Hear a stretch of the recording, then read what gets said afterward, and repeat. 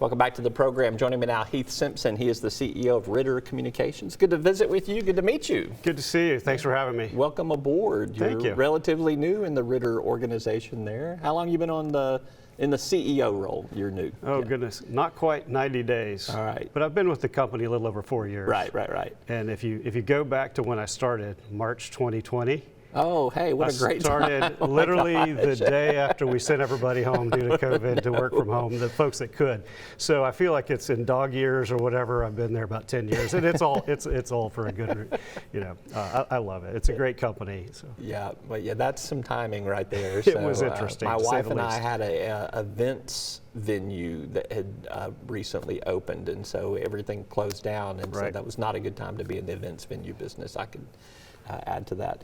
Tell me a little bit about your background in telecom for those that have not met you yet or that don't know, just kind of what's been your career trajectory. Yeah, so I joined the telecom world in 2001.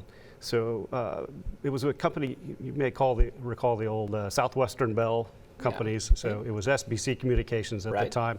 And I joined them doing mergers and acquisitions, M&A work. And I had the great fortune of doing about $150 billion worth of transactions with them.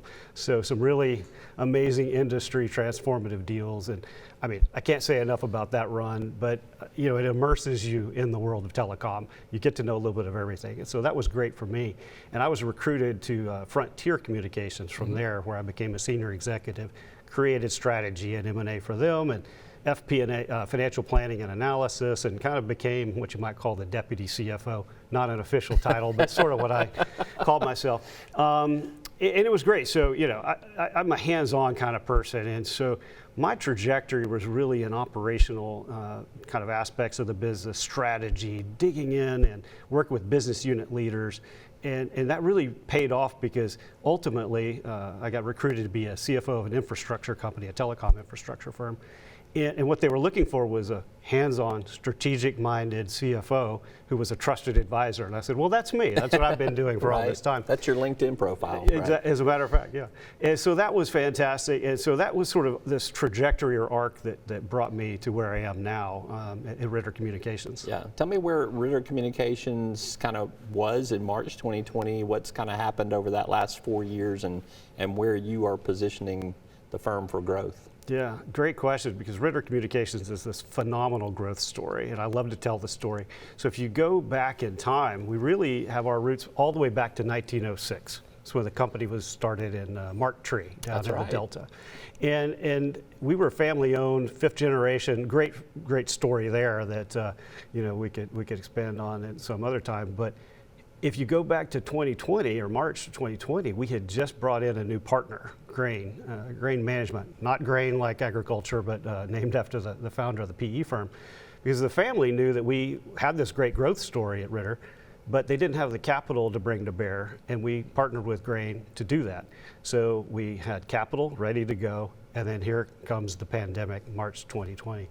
But which did turn out to be a growth period for firms like yours in retrospect. As a matter of fact, it did, right. So if you could imagine starting a new firm that has just brought in a private equity partner, you join them and you have all these plans as CFO, and then the pandemic happens, you sort of throw the playbook out the window. Right. But step one was, okay, are we going to survive? The answer is clearly yes. And it really helped folks understand the value of what we do at Ritter Communications. It is connecting communities, bringing broadband to folks who need it. So obviously folks understood with work from home, school from home, telemedicine, et cetera, what the value of what we brought to the communities really meant. And so our business really did take off. And so we had the capital, we had the know-how, we had a great team in place, and we said, let's just go. And we thought to ourselves, where do we want to be on the other side of this pandemic? So we're going to do the right thing for our customers, the right thing for our employees. We didn't lay anyone off. In fact, we hired like crazy. We went and raised some additional capital. We were the recipients of some broadband grants in Arkansas. Right. In fact, we're the #1 recipient of broadband grants in the state, and very proud of that. And we grew the business like crazy. And we've connected 60 plus communities since that time, brought fiber communications to the little places like Oil Trough and Umphrey that didn't have it before. But we've also brought broadband new fiber to Northwest Arkansas and other places like that. Yeah, I get all the press releases. We report on almost all of them there. I appreciate that. Tell me what you're seeing in terms of industry trends and demographic trends where you know this is where the industry and particularly Ritter is going to be positioning itself for more growth. I suspect that data, AI, and broadband are all part of that equation. Sure. One of the benefits of being in telecom for as long as I have been is you see the trends and these long-term trends, and you think about where did we predict the future to be. You know, now's the future from back then.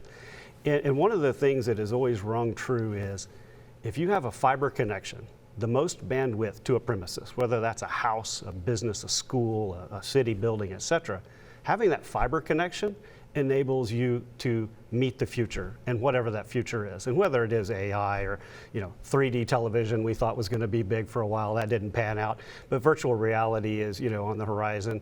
So those things are enabled through the fiber connections that we bring. So whatever the future is, we're confident that we can meet it. And I would tell you that when we launched, you may know, we're Ritter Communications, but we launched Right Fiber, our fiber to the home business that we launched in 2001. We launched that with a 1 gig service as the maximum speed.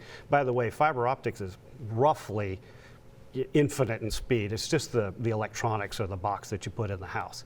So we made an educated guess that the max speed anybody would want at the time was 1 gig service. We had amazing demand for that. So last year we launched 2 gig and we launched 5 gig service.